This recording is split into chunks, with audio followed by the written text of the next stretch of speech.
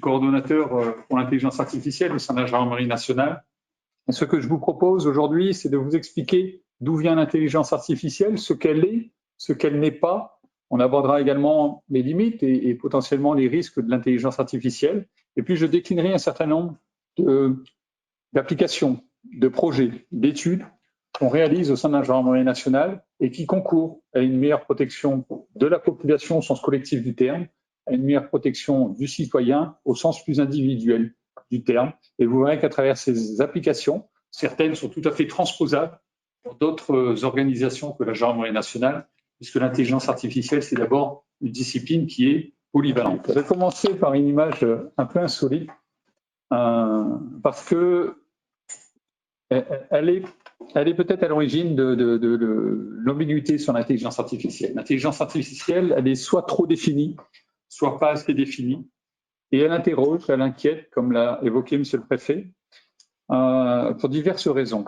Parfois, c'est subjectif. On peut penser à la façon dont elle est véhiculée dans les fictions, que ce soit cinématographique, littéraire.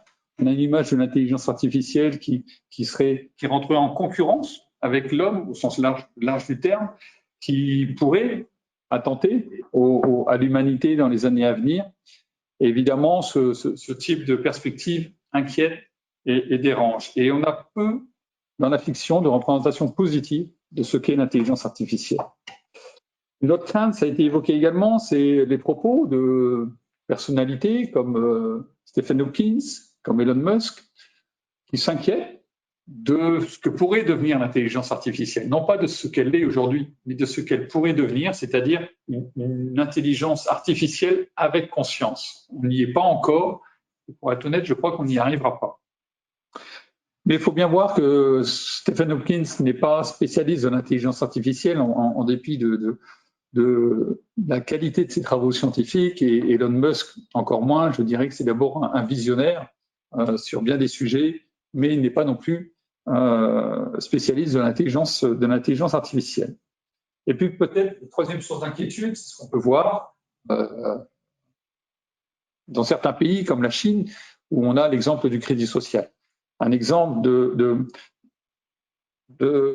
surveillance des populations à travers les méthodes d'intelligence artificielle, de détection de comportement, de reconnaissance faciale, et tout cela inquiète, à juste titre, effectivement.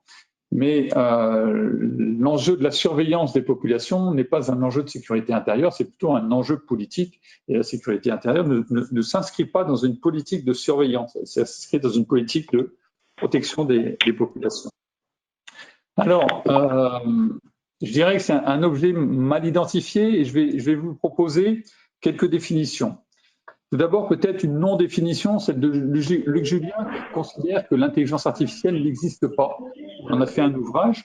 Luc Julien est le créateur de Siri, une application que vous devez connaître. Mais il exprime cette idée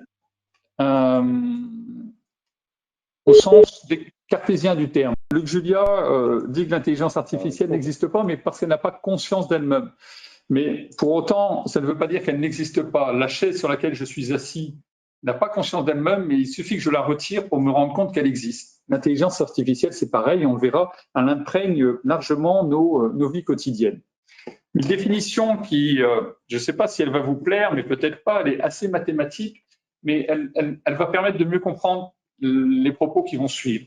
C'est aujourd'hui, avec l'intelligence artificielle, on arrive à modéliser un monde non linéaire dans un espace à grande dimension.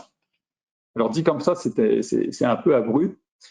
En fait, le monde dans lequel on vit est un monde non linéaire et dans un espace à grande dimension. La grande dimension, c'est l'exemple du jeu de Go est très révélateur. L'IA est capable de battre l'humain sur le jeu de Go, et plus jamais l'humain ne parviendra à battre l'intelligence artificielle sur ce jeu. Et il n'y a pas aujourd'hui d'autres disciplines capables de réaliser ce défi de cette modélisation-là, et donc de s'approcher effectivement de la caractérisation de notre monde. Une définition peut-être plus philosophique qui vous permettra de comprendre ce qu'est l'intelligence artificielle, c'est la victoire de l'empirisme sur le rationalisme. L'intelligence artificielle, c'est une science de l'observation, ce n'est pas une science de la théorie. Une science de l'observation, ça veut dire que dès lors qu'on a beaucoup de données, c'est ces données qui vont nous apporter une estimation de la vérité. Parce que c'est une estimation de la vérité, ce n'est pas la vérité. Elle s'approche de la vérité. Et si je prends l'exemple, je peux prendre celui d'Albert Einstein, qui en 1916 a théorisé la présence des ondes gravitationnelles. Ces ondes gravitationnelles ont été observées en 2016, un siècle avant d'observer les ondes gravitationnelles. Avec l'intelligence artificielle, c'est l'inverse, c'est-à-dire qu'on observe et on tire des résultats avant de théoriser. Et on reverra tout à l'heure dans les risques, c'est la fin de notre capacité à théoriser si on s'engage peut-être un peu trop dans l'intelligence artificielle, en oubliant aussi le rationalisme et la capacité à théoriser un certain nombre de problèmes. Alors, on peut... Alors, je vais parvenir à passer la diapo suivante. Si je devais établir une forme de comparaison entre l'intelligence artificielle et l'intelligence naturelle, déjà, je commencerai par le mot intelligence artificielle. Beaucoup le critiquent. Pour ma part, je le trouve très bien. Ça a été dit, ce n'est pas une intelligence, elle est artificielle. Donc, il ne sert à rien de dire que l'intelligence artificielle, c'est de l'intelligence. Non, ça ne l'est pas. Et ce n'est pas non plus une intelligence augmentée, comme on l'entend parfois. C'est purement artificiel. Pourquoi ce terme intelligence? Parce qu'en fait, on se rapproche de certaines méthodes de raisonnement propres à l'humain. Les méthodes d'induction, les méthodes de déduction sont effectivement des méthodes qui sont utilisées dans le champ de l'intelligence artificielle, d'où ce terme intelligence. Mais les deux termes ne sont pas à décorréler. L'un ne va pas sans l'autre. Cette intelligence-là, elle est purement artificielle. Alors, si je devais comparer à l'intelligence humaine, il faut savoir que l'intelligence artificielle est bien plus performante que l'humain. Il ne s'agit pas d'imiter l'humain. Ce serait une erreur de penser que l'intelligence artificielle cherche à imiter notre intelligence, et ce serait même une erreur de la part de l'humain. On cherche plutôt à ce qu'elle nous aide là où on est un peu plus faible. Et donc, l'intelligence artificielle est particulièrement performante sur des tâches extrêmement spécialisées. C'est pour ça que dans le domaine du calcul, dans le domaine de la mémorisation, dans le domaine des jeux de société à base de règles, des jeux d'échecs par exemple, l'intelligence artificielle est très performante. On a vu aussi que sur le jeu de Go, où là on n'est pas simplement à partir de règles, mais on est l'intelligence artificielle, AlphaGo, AlphaZero, ont réussi à créer des combinaisons qui n'avaient jamais été explorées par l'humain. Et ça, c'est une autre dimension de l'intelligence artificielle. C'est ce qu'on appelle cette modélisation de la non-linéarité. Dans le domaine de la vision, vous voyez à travers ce slide qu'on est à peu près égal entre l'intelligence humaine et l'intelligence artificielle. Et puis, vous voyez décliner un certain nombre d'activités, et notamment le raisonnement généraliste qui est purement du côté de l'intelligence naturelle. L'intelligence artificielle n'arrive pas encore, je ne suis pas encore, parce qu'il y a beaucoup de projets sous l'égide de Yann Lequin chez Meta, qui travaille sur cette généralisation, cette capacité généralisatrice de l'intelligence artificielle, mais on n'y est pas encore. L'exemple que j'aime apprendre, c'est lorsque vous conduisez votre véhicule, que vous voyez un ouvrier avec un panneau stop sur le dos parce qu'il transporte son panneau, vous allez continuer votre route. Le véhicule autonome de demain, s'il arrive un jour, lui, il s'arrêtera, il ne dépassera jamais ce panneau stop parce qu'on ne lui a pas appris que c'était simplement un ouvrier qui transportait ce panneau stop. Ce n'est pas un panneau de signalisation dans cette configuration-là.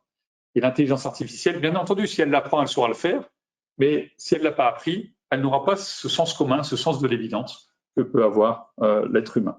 Pour autant, tout cela va évoluer, et vous voyez que les aspects de conduite, les aspects de raisonnement spécialisé, les aspects de traduction, les aspects de langage vont progressivement passer du côté de la supériorité de l'intelligence artificielle sur l'intelligence naturelle. Je dirais que dans le domaine de la traduction, on y est déjà, puisque je pense que les uns comme les autres, on utilise déjà des moteurs pour traduire un certain nombre de textes. Et l'avantage, c'est qu'on peut le traduire en chinois, en allemand, en italien, en anglais. Il y a une polyvalence de l'intelligence artificielle au niveau de la traduction notable. Alors pourquoi investir dans le domaine de l'intelligence artificielle? Eh bien, je crois que ce 21e siècle dans lequel nous sommes est un siècle de rupture. On a beaucoup parlé des révolutions du 19e, du 18e, du 19e, du 20e, mais il n'y en a pas eu tant que cela des révolutions. le 21e siècle a commencé avec le big data qui a été évoqué tout à l'heure. Aujourd'hui, on remet l'intelligence artificielle, mais vous verrez que c'est pas une science tout à fait nouvelle, mais elle trouve aujourd'hui un terreau extrêmement favorable à son développement.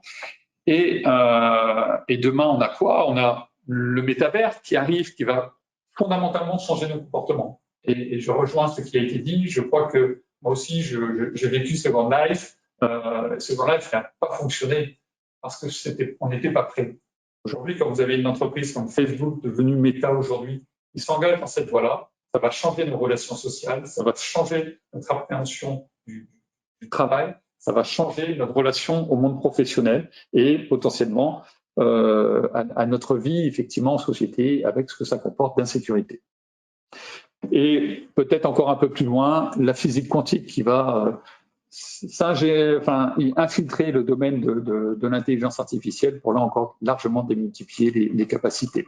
Donc on est dans un siècle de rupture. Et je vous parlais de la capacité à modéliser le monde non linéaire. L'intelligence artificielle sera particulièrement adaptée à ce monde de rupture.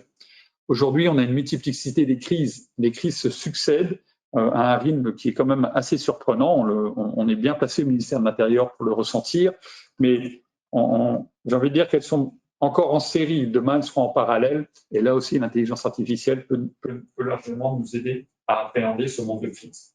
Une autre raison, c'est que, un peu comme une liste à l'après-vert, je ne connais pas un domaine qui peut échapper à l'intelligence artificielle. L'intelligence artificielle est utilisée dans le domaine de la finance, dans le domaine des loisirs, dans le domaine de la médecine, dans le domaine de la construction, dans le domaine de la grande distribution. Il n'y a pas un domaine qui échappe au champ de l'intelligence artificielle.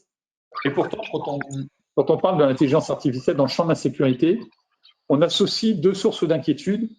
Et c'est la raison pour laquelle vous verrez qu'à travers la stratégie qu'on a mise en œuvre au sein de la gendarmerie nationale, on est très attentif à cette notion de confiance qu'on veut effectivement diffuser. Parce que c'est par la confiance qu'on pourra effectivement exploiter toutes les opportunités positives de l'intelligence artificielle. Et enfin, la troisième raison pour laquelle je pense qu'il est essentiel de s'investir en intelligence artificielle, c'est que c'est une discipline complexe. Elle est souvent vulgarisée pour en faire quelque chose qui est plus inquiétant, comme je disais, que positif. Mais j'aime bien paraphraser Albert Einstein, cette citation consiste à dire qu'on peut simplifier jusqu'au possible, mais pas au-delà. Et souvent, l'intelligence artificielle, elle est réduite à ce qu'elle n'est pas, par cette tentation de la vulgariser. Et parce que c'est une discipline complexe, il faut s'y mettre le plus tôt possible, de façon à comprendre comment elle fonctionne, à comprendre les limites, les opportunités, et de façon à ne pas la subir. On subira l'intelligence artificielle si on ne s'y engage pas, ou plutôt aujourd'hui, en gendarmerie, on recrute de plus en plus de scientifiques pour effectivement être capable de répondre à ces défis qui, comme je disais, ne sont pas que demain, mais s'appréhendent dès aujourd'hui. L'intelligence artificielle, est-ce que vous la vivez dans votre quotidien? En fait, on la vit et on va la vivre de plus en plus. Je vous disais que l'intelligence artificielle avait réussi ce défi de la non-linéarité et de la grande dimension. C'est ce défi-là qui a fait que pendant quelques années, elle a connu des hivers, elle a connu des printemps, des hivers, c'est-à-dire des moments où elle a été abandonnée, puis des printemps, des moments où elle a eu un nouveau rebond. Et d'aucuns parlent encore de prochains hivers de l'intelligence artificielle. Je n'y crois pas. Je crois qu'on parlera moins de l'intelligence artificielle quand elle sera complètement intégrée dans nos vies. Mais elle sera bien présente et elle occupera largement une grande partie de notre quotidien. À travers ce slide, vous voyez certaines applications qui déjà occupent nos vies. Et j'ai presque envie de dire, en dehors de l'intelligence naturelle, je ne sais pas si on utilise d'autres disciplines de façon aussi courante que l'intelligence artificielle dans notre journée. Dès votre réveil, votre smartphone se met en route, vos objets connectés se mettent en route, votre monde connecté se met en route, elle fonctionne à partir de l'intelligence artificielle. Le réfrigérateur connecté, alors on en a peu en France, mais ça existe, ça commence à arriver assez largement en Asie et aux États-Unis. C'est des réfrigérateurs qui vous signalent quand est-ce que vous devez aller faire vos courses. Et demain, c'est des réfrigérateurs qui potentiellement pourront passer commande à des services de livraison. Le GPS qu'on utilise tous les jours fonctionne avec de l'intelligence artificielle. Nos véhicules qui ne sont pas encore totalement autonomes, et objectivement, je ne pense pas qu'ils ne seront totalement autonomes, et à vrai dire, est-ce qu'il faut rechercher cette ambition? Je ne suis pas sûr. Pour autant, l'intelligence artificielle sur l'aide à la conduite va largement se développer, et elle est déjà présente sur l'aide au stationnement ou sur ce genre de choses. Mais ce qu'on aura dans les territoires connectés, c'est effectivement un dialogue entre les véhicules et les infrastructures routières qui, là aussi, fonctionneront à partir de l'intelligence artificielle. Quand vous utilisez un moteur de recherche, quand vous tapez une requête sous Google, Quant ou Bing, le résultat de cette requête est le fruit d'une intelligence artificielle. Cette requête qui part aux États-Unis et qui revient dans la fraction de seconde, elle a été analysée par une intelligence artificielle et elle vous donne les réponses les plus probables par rapport à votre requête. Mais ce choix est fait par une intelligence artificielle. Dans les cantines scolaires, on commence à voir ça en Allemagne également, où on tend à spécialiser les plateaux par rapport aux enfants, notamment par rapport aux problèmes potentiellement de religion ou de régime. C'est des choses qui commencent à se faire. J'évoquerai les réseaux sociaux, bien entendu. On est tous aujourd'hui sur des réseaux sociaux, qu'ils soient professionnels ou plus amicales, mais c'est quelque chose qui fonctionne là aussi à partir d'intelligence artificielle. Les systèmes de recommandation, que ce soit sur Amazon, sur Netflix ou sur tout autre site marchand sur lequel on passe également beaucoup de temps, fonctionnent avec de l'intelligence artificielle. On pourra évoquer la question de l'autonomie de l'intelligence artificielle, mais je vous rassure, elle est déjà largement autonome. Quand Google vous propose des systèmes, des réponses à vos requêtes, il n'y a pas un humain qui vérifie la réponse à votre requête. C'est totalement autonome et c'est réalisé par une intelligence artificielle. Quand Amazon vous propose des lectures ou vous propose des objets à acheter, c'est pas vérifié par un humain, c'est l'intelligence artificielle qui, en toute autonomie, vous transmet un certain nombre de requêtes. Alors, d'où vient l'intelligence artificielle? Peut-être un retour en histoire. Entre ces deux images, il y a à peu près 70 ans. C'est le début. À gauche, vous avez Alan Turing, qui est considéré un peu comme le père fondateur de l'intelligence artificielle, avec le fameux test de Turing, qui consiste à voir si l'homme, face à une machine, est capable de s'apercevoir qu'il dialogue avec une machine ou qu'il dialogue avec un humain. Et puis, à côté, vous avez Lysidol qui a été battu à sa grande frustration par l'intelligence artificielle AlphaGo. Et je dirais qu'aujourd'hui, il y a une dimension supérieure, c'est AlphaZero, qui a en peu de temps réussi à battre AlphaGo en apprenant avec AlphaGo. C'est-à-dire que ce sont deux intelligences artificielles qui se sont augmentées l'une par rapport à l'autre, et AlphaZero a battu AlphaGo. Entre ces deux images, il y a tout un processus, comme je vous disais, de printemps et d'hiver, et de grands champs de discipline de l'intelligence artificielle. On pourra citer le début des réseaux de neurones qui aujourd'hui font l'actualité en matière d'IA, mais c'est 1957. La première fois que le terme intelligence artificielle apparaît, c'est en 1956 à la conférence de Dartmouth avec John McCarthy et Marvin Minsky. Mais 1907 déjà le premier réseau de neurones, donc c'est pas quelque chose qui est tout à fait récent. Mais ce réseau de neurones n'avait que deux couches. Donc cette non-linéarité que j'évoquais tout à l'heure, on n'arrivait pas à l'appréhender, d'où certaines ruptures. Les chatbots qui sont à la mode aujourd'hui, le premier chatbot c'est Elisa en 1960. Et puis on se souvient des défaites de Kasparov aux échecs. Donc l'intelligence artificielle a comme ça progressé sur ces 70 années pour atteindre un résultat assez exceptionnel. Il y a, je dirais, deux grandes disciplines en matière d'intelligence artificielle. Il y a les systèmes à base de règles expertes et les systèmes à base d'apprentissage automatique. Les systèmes à base de règles expertes fonctionnent comment? En fait, c'est des règles logiques. C'est un peu comme une grammaire. Et on apprend la grammaire à l'intelligence artificielle et elle va simplement appliquer les règles de grammaire. Si je prends le jeu d'échecs, on va lui dire voilà les combinaisons possibles en matière d'échecs et elle apprendra simplement les règles qu'on lui a données. C'est assez déterministe comme approche. On a une autre approche qu'on appelle l'apprentissage automatique ou le machine learning qui se rapproche un peu plus de nos capacités d'apprentissage à nous. Un enfant, il apprend en regardant les objets, il apprend en nous entendant parler, il apprend à reconnaître son père, sa mère en étudiant la prosodie, la mélodie de la voix. Et donc, il identifie ses parents. Et ce processus d'apprentissage n'est pas un processus déterministe, c'est un processus probabiliste. C'est-à-dire que l'enfant, s'il entend sa mère de l'autre côté du mur, il va probabiliser le fait que c'est sa mère. Mais il n'en aura pas la certitude. Ce n'est pas une règle experte qui va lui dire que c'est sa mère. Et donc, c'est en ce sens qu'on s'approche effectivement de l'humain. Et dans cette classification d'apprentissage automatique, on a le deep learning, l'apprentissage automatique profond. Alors, pourquoi profond? Parce qu'on est sur des réseaux de neurones profonds, ça veut dire des réseaux de neurones multicouches qui, au fur et à mesure des couches, vont segmenter sur des parties tellement fines des objets qu'elles vont réussir à trouver ce qu'on appelle les invariants de ces objets. Quand je veux reconnaître un chat, je vais décomposer mon image de chat pour reconnaître les objets invariants. Et sur une image, si j'ai simplement un morceau de patte de chat, mon intelligence artificielle sera capable de dire que c'est un chat. Donc, c'est globalement les grandes disciplines de l'intelligence artificielle. Et aujourd'hui, la discipline, elle est largement occupée par le champ des réseaux de neurones profonds qui ont un inconvénient assez majeur, c'est la consommation énergétique et la problématique environnementale sur laquelle il va falloir se pencher également assez rapidement dans les années à venir. Parlons des risques. On dit souvent que l'intelligence artificielle, elle est raciste, elle est sexiste. Alors, j'aime pas utiliser des qualificatifs que j'attribue plutôt à l'être humain sur ce que je considère être simplement une machine. On dit trop souvent que l'intelligence artificielle n'est pas intelligente, que c'est pas l'humain. Alors pourquoi aller lui porter des attributs qui sont plutôt dédiés à l'humain? L'intelligence artificielle n'est ni raciste ni sexiste. En revanche, elle peut être moins performante sur des catégories.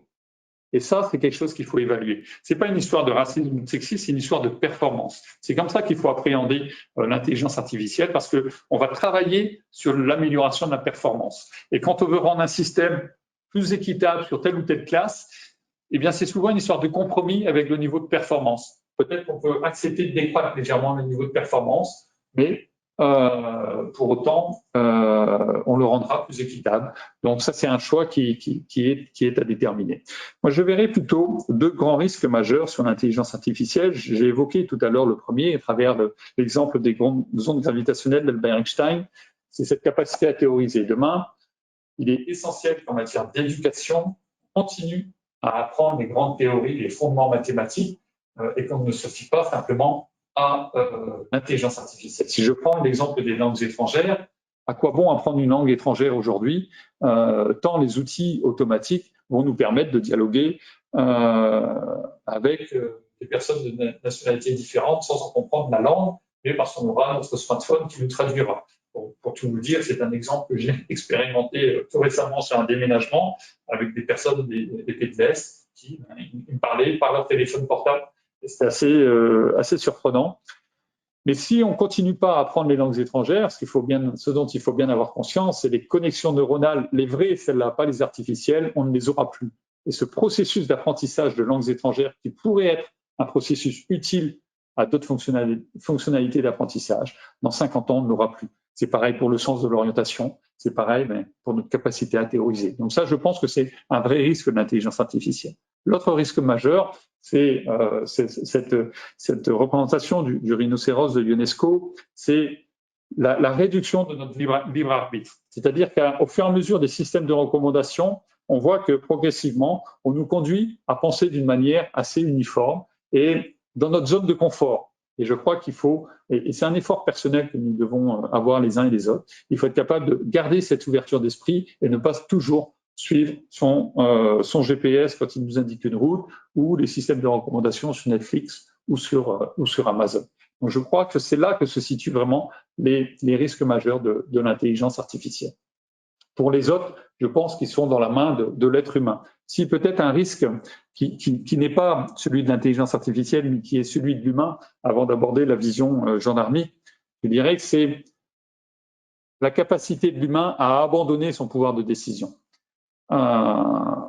C'est trop facile de dire que c'est l'intelligence artificielle qui décide si c'est nous qui avons choisi d'abandonner notre pouvoir de décision. Typiquement, quand j'utilise mon GPS, j'abandonne mon pouvoir de décision au GPS parce qu'en réalité, je sais qu'il va m'amener à bon port tant pis s'il ne m'amène pas tout à fait par la meilleure route, mais dans le temps imparti, et globalement, il ne se trompe plutôt pas.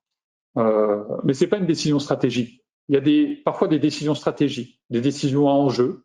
L'intelligence artificielle peut nous aider, mais pour autant, on doit garder notre capacité à décider et notre libre arbitre.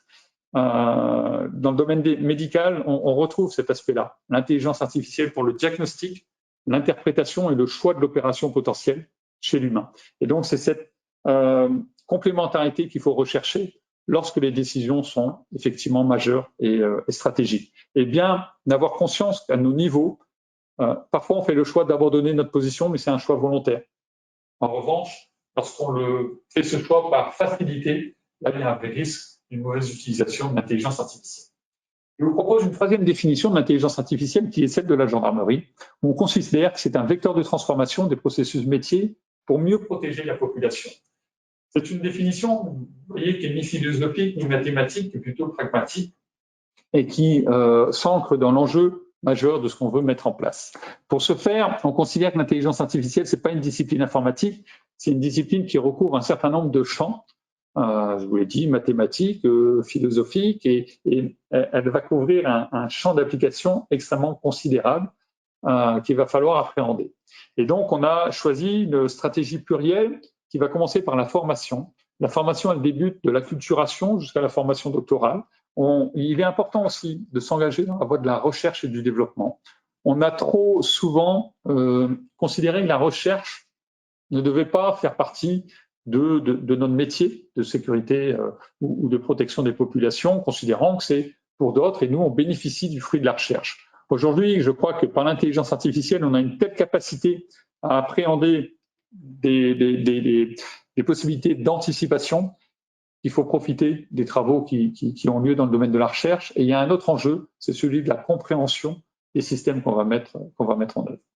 La valorisation et le partenariat, je le détaillerai également, ça participe à la transparence. On a un problème de confiance dès lors qu'on parle de sécurité dans le champ au sein du ministère de l'Intérieur, vis-à-vis de la population. Je crois qu'il faut expliquer ce que l'on fait en toute transparence. Il ne s'agit pas d'expliquer tout à fait les méthodes qu'on expose, parce que sinon nos délinquants vont les contourner, mais en tout cas d'expliquer les finalités et la maîtrise qu'on a des effets de bord de nos applications. L'éthique et l'évaluation de nos applications est un enjeu également majeur, j'y reviendrai. L'impact sur l'organisation et le management, comment on peut optimiser notre organisation par l'intelligence artificielle, et puis le service à l'usager. On parle souvent du numérique comme sous l'aspect de fracture. Moi, je crois que le numérique, comme l'intelligence artificielle, participe plutôt à consolider les services. C'est-à-dire qu'on voit aujourd'hui dans les territoires, il est difficile, non pas pour des questions de numérique ou d'intelligence artificielle, de maintenir certains services à l'usager. Demain, grâce à l'intelligence artificielle, ces services seront accessibles à l'usager. Alors, peut-être pas par une présence physique, qu'on peut déplorer, mais ce n'est pas lié ni au numérique ni à l'intelligence artificielle, c'est lié pour des questions de restructuration, des questions de moyens financiers. Mais peut-être que l'intelligence artificielle, comme le numérique, permettra cette cohésion territoriale. La formation, 93% de nos personnels ont passé un MOOC, Objectif IA, d'Open Classroom. C'est important pour ce volet d'acculturation. Mais ce MOOC est très généraliste. Et les personnels nous disaient, c'est bien, mais je ne vois pas le rapport avec mon métier. Donc, on produit tous les 2 mois une revue qu'on appelle Culture IA, qui a pour vocation d'irriguer l'ensemble de nos personnels et puis de présenter les applications d'intelligence artificielle dans le champ de la sécurité intérieure. Alors, on parle de généralité également, mais on parle aussi de nos applications d'analyse prédictive, de reconnaissance faciale, des problématiques qu'on a à l'échelle européenne. Et ça permet de recentrer le champ de la sécurité intérieure au niveau de nos personnels et de le connecter avec la problématique d'intelligence artificielle. À l'autre extrémité, on a la formation doctorale qui est réservée à certains de nos personnels. Il ne s'agit pas de former tous les gendarmes à un doctorat en intelligence artificielle, ce n'est pas le but, mais il faut qu'il y en ait certains qui aient cette connaissance fine de l'IA de façon, comme je le disais tout à l'heure, à ne pas la subir et de façon à l'expliquer, typiquement à la représentation parlementaire, qu'elle soit nationale ou européenne, pour là aussi participer activement aux enjeux et aux discussions. Aujourd'hui, on est très engagé dans les discussions autour du projet de réglementation européen, c'est l'Artificial Intelligence Act, parce que quasiment toutes nos applications sont considérés à haut risque. Et entre ces deux extrémités, on a des processus de formation continue. Le CSIA, qui est un élément important au sein du ministère de l'Intérieur, qui permet de former un certain nombre de nos personnels, plutôt les hauts cadres, à l'intelligence artificielle. Mais on envisage aussi à l'EOJN d'avoir des modules d'intelligence artificielle, de façon à ce que nos cadres de demain appréhendent dès aujourd'hui les enjeux de l'IA. Et puis, pour nos cadres dirigeants, là aussi, il est important d'avoir des formations réduites et pour les sensibiliser, pour un peu faire un cours de rattrapage sur ce qu'est l'intelligence artificielle, et puis bien en saisir les opportunités et les limites, et ne pas simplement se laisser influencer par ce qu'on peut lire dans la presse ou qu'on peut visualiser sur nos écrans télé. Au-delà de la formation, j'évoquais les partenariats. Là aussi, ça participe, comme je disais, à la transparence. On a des partenariats très concrets avec le monde académique. Typiquement, on est lié à l'ANITI, qui est un des instituts interdisciplinaires issus du rapport Villani. Il y en a 4 en France. L'ANITI, c'est à Toulouse. On est très lié au 3IA Côte d'Azur aussi, en région PACA. On fait partie de la chaire Smart City Philosophie et Éthique. Avec l'Institut supérieur d'électronique de Paris, on a créé une chaire IA et sécurité, parce que dans le rapport Villani, on s'aperçoit que le champ de la sécurité n'est pas abordé. On a les Jeux Olympiques dans 2 ans. Au moment du rapport Villani, c'était dans un horizon un peu plus lointain, mais toujours est-il qu'on a des échéances importantes. Et on voit que dans ce rapport Villani, on parle beaucoup de santé, on parle beaucoup d'environnement, mais très peu de sécurité. On est également engagé auprès d'un certain nombre de think tanks.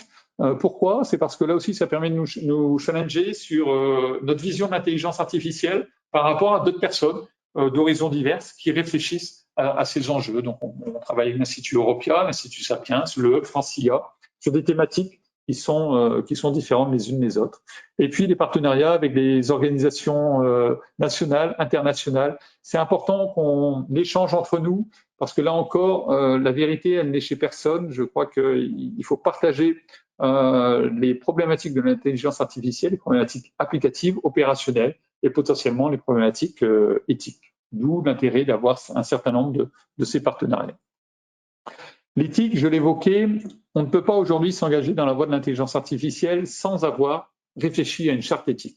Donc c'est ce qu'on a fait, on a rédigé une charte éthique sur cette ambition de l'intelligence artificielle au sein de la gendarmerie nationale, avec un certain nombre de points essentiels.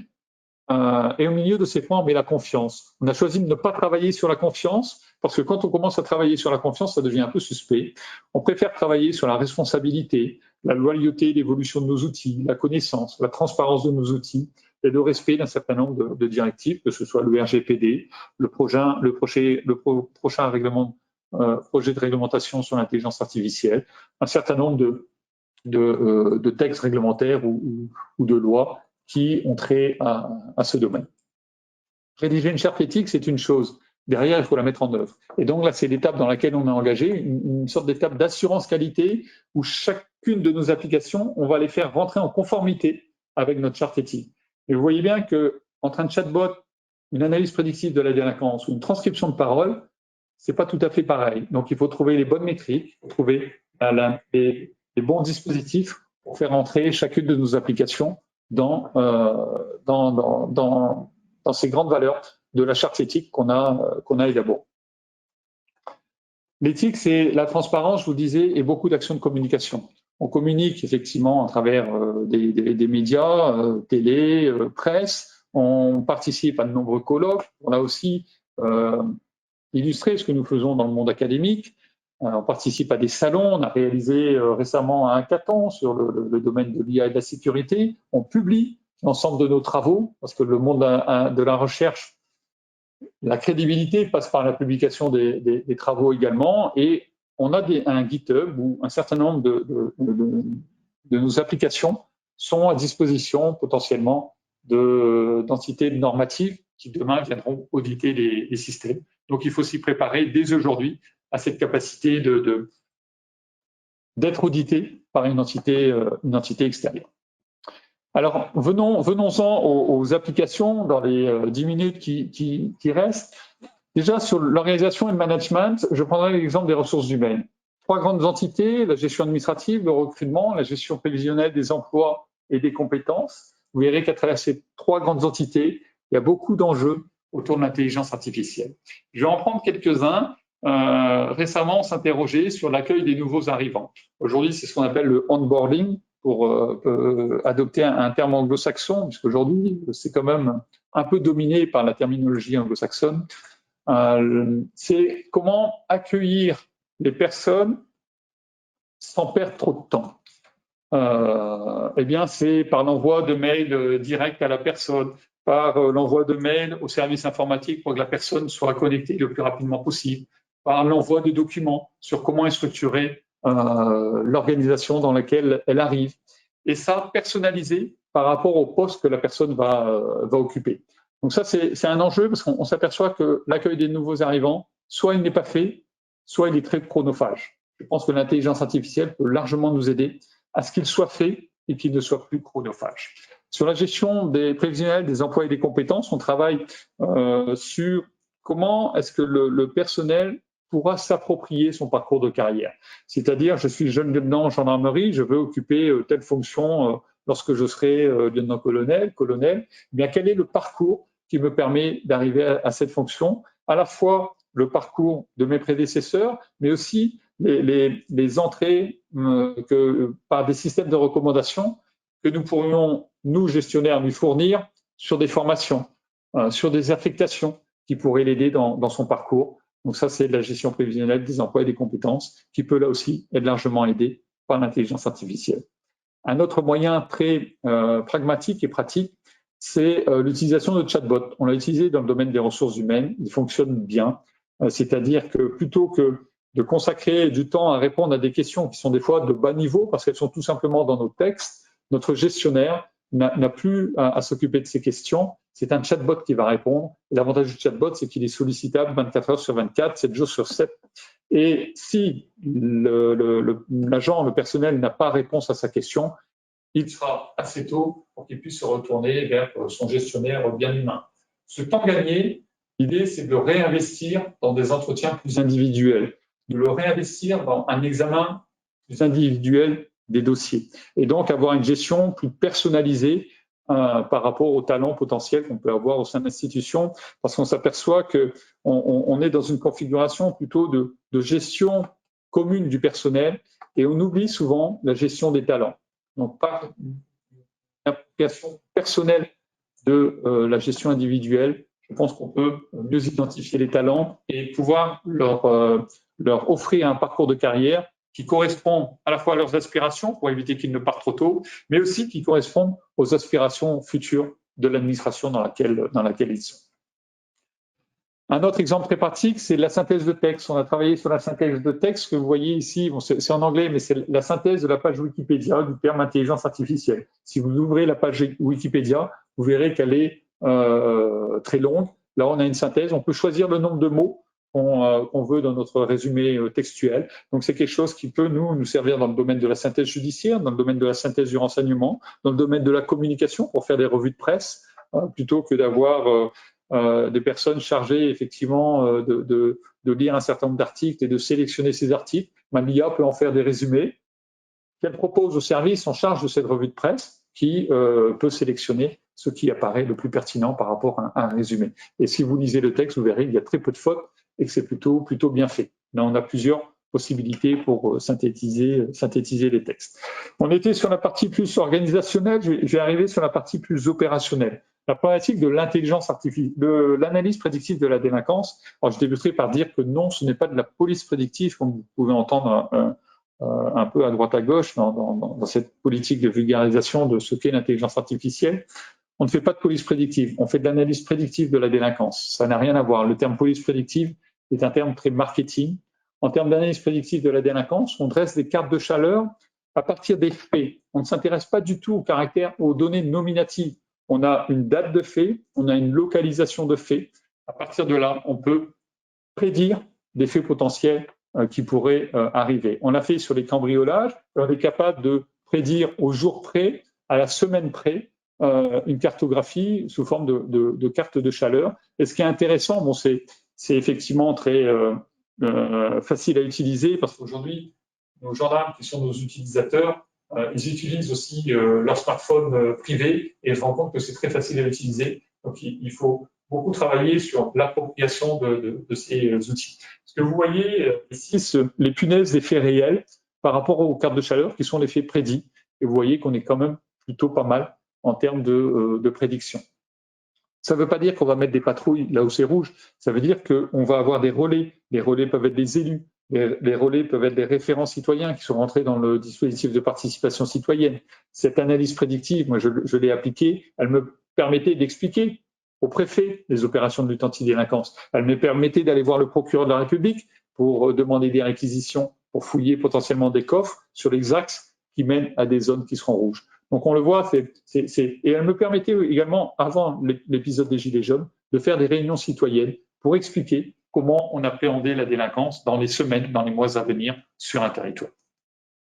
Une autre application sur laquelle on travaille beaucoup, c'est ce qu'on appelle les réseaux génératifs adverses. Ça date de 2014, mais ça connaît un grand engouement aujourd'hui. Ce sont 2 réseaux de neurones qui vont fonctionner en compétition pour aboutir à, typiquement, là c'est le cas d'une image, à une image qui sera confondue avec une image réelle. Et ces réseaux génératifs adverses, ici, vous permettent de peindre comme Van Gogh, vous permettent d'écrire comme Victor Hugo ou comme Émile Zola, et vous permettent de jouer de la musique comme Beethoven ou Mozart. Là, vous avez une image d'un simple ours en peluche, vous lui montrez un modèle de peinture de votre peintre préféré, et vous aurez votre ourson qui sera peint à la façon de votre peintre préféré. Donc là, on va bien savoir que ce n'est pas une peinture originale, mais on voit typiquement qu'on peut mettre des messages anonymes en se faisant passer pour quelqu'un d'autre assez aisément. Et bien entendu, ces réseaux génératifs adverses, vous les connaissez mieux sous le terme de deepfake, ils sont à l'origine des deepfakes qui permettent là aussi de créer des fausses vidéos, de créer des faux textes, de créer des faux enregistrements audio.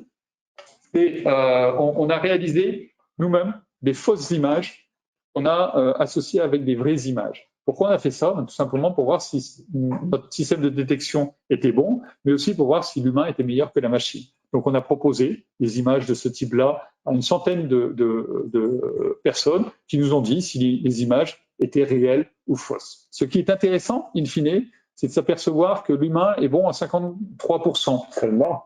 Donc à peu près, c'est le hasard, c'est une chance sur 2.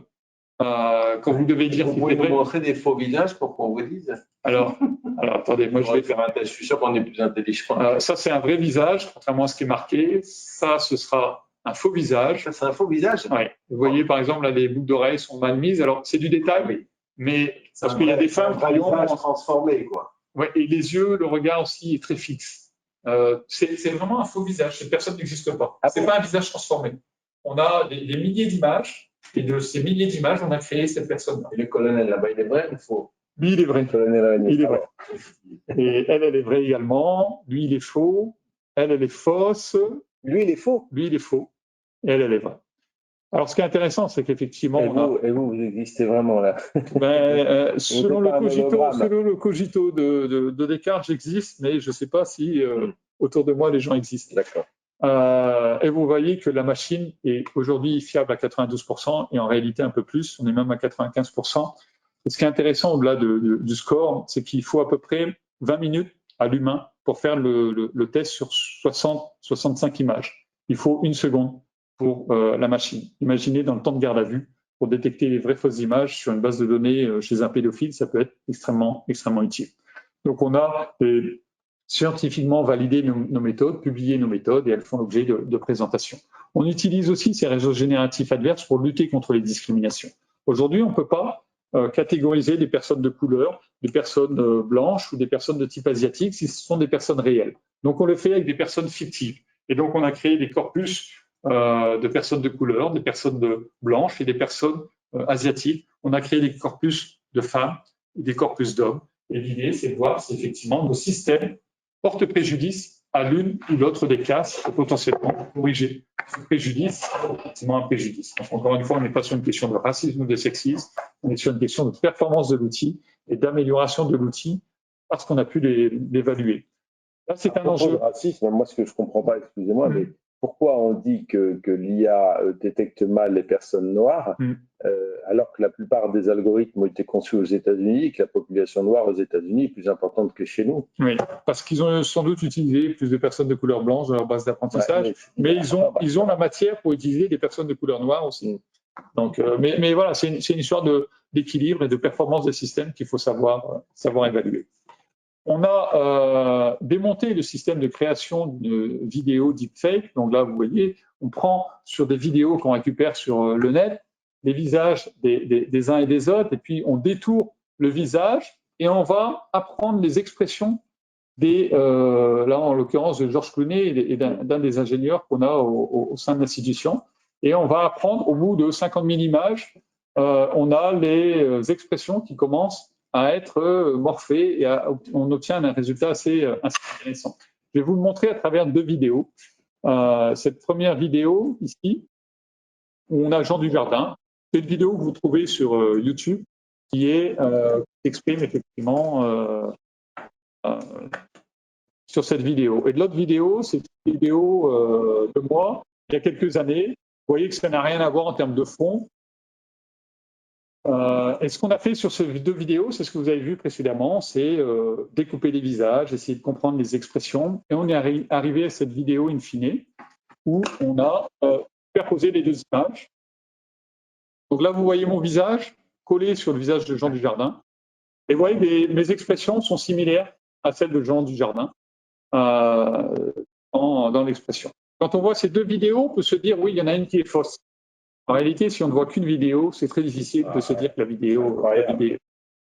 Alors, on l'a fait sur l'image, mais on l'a fait aussi sur l'audio. Ici, vous allez reconnaître l'individu qui parle. Ça, c'est Trump, non? C'est Trump. Ouais. On reconnaît sa voix. Alors ici, je pense que vous arrivez à lire le texte. C'est un texte qu'on a écrit nous-mêmes. On peut choisir le texte que l'on souhaite. On peut prendre un texte récupéré sur Internet. Oh. Non.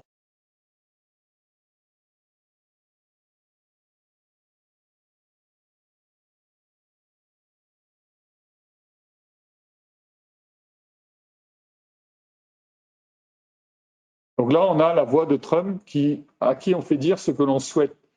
Imaginez dans le cadre de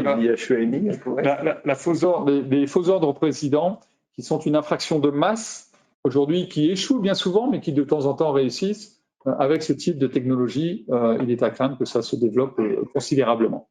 On l'a utilisé également pour rajeunir et vieillir les visages. Donc là, vous avez un acteur que vous connaissez peut-être, mais vous présentez une autre personne que vous connaissez un peu mieux, le président de la République. Vous avez l'image d'origine ici, et puis ici, on le rajeunit et on le vieillit au fur et à mesure des années. Ce qui est intéressant, c'est qu'on a une segmentation de 10-15 ans globalement pour vieillir le président. Donc, on peut le faire sur des enfants disparus.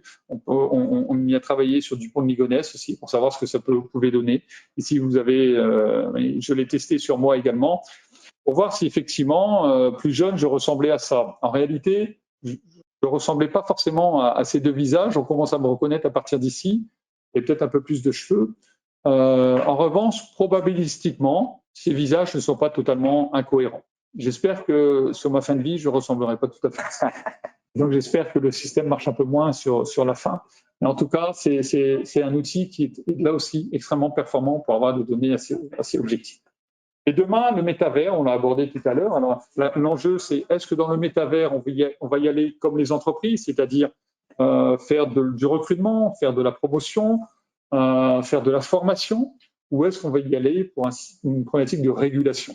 Aujourd'hui, la régulation, il est à craindre qu'elle soit chez Meta. Et on n'aura pas qu'un métavers, on aura différents métavers. Et ce qu'il faut comprendre, c'est que ces métavers, dans quelques temps, ils communiqueront tous les uns avec les autres. Donc, il est important que l'État se positionne sur la régulation, la criminalité au sein de ces métavers. On a effectivement eu des attouchements sexuels dans les métavers, notamment avec des moyens haptiques. Vous savez, c'est ces moyens qui permettent de rendre compte du toucher. Je ne sais pas si vous avez testé des casques virtuels, mais objectivement, c'est extrêmement surprenant de réalisme. Et on sent la capacité addictive de ces outils. Aujourd'hui, dans la rue, on voit des gens qui parlent tout seuls parce qu'ils ont une oreillette dans l'oreille et ils parlent avec leur téléphone portable. Je pense que dans quelques années, on verra des gens qui marcheront avec des casques sur les yeux et puis des écouteurs dans les oreilles. Donc, ça risque de largement impacter nos relations sociales. Je terminerai par 2 slides sur les enjeux étatiques par rapport à cette intelligence artificielle. Je pense qu'on est sur un choix de société entre une société qui potentiellement pourrait se fracturer, une société, c'est plutôt ce que recherchent les services de l'État, une société de continuité des services. Si on a un monde dominé par les GAFA, et ce n'est pas une critique envers les GAFA, l'intérêt des GAFA ou des BATX, ce n'est pas le bien commun, ce n'est pas le service public, c'est la rentabilité économique. Nous, services publics, on est d'abord orienté sur le bien commun et en l'occurrence la protection des populations. On peut craindre un déséquilibre des territoires avec des mégalopoles ou des grandes villes très connectées et des territoires qui ne seront pas connectés, un déséquilibre des services parce qu'une non-accessibilité des services, une perte d'activité régalienne parce que demain dans les territoires connectés, on l'a évoqué, mais qui gouvernera la donnée et qui gouvernera les conséquences de la donnée, c'est-à-dire la protection notamment. La problématique des données à caractère personnel n'entre pas dans le jeu des GAFA. Par contre, c'est une priorité chez nous. Chez eux, c'est une contrainte.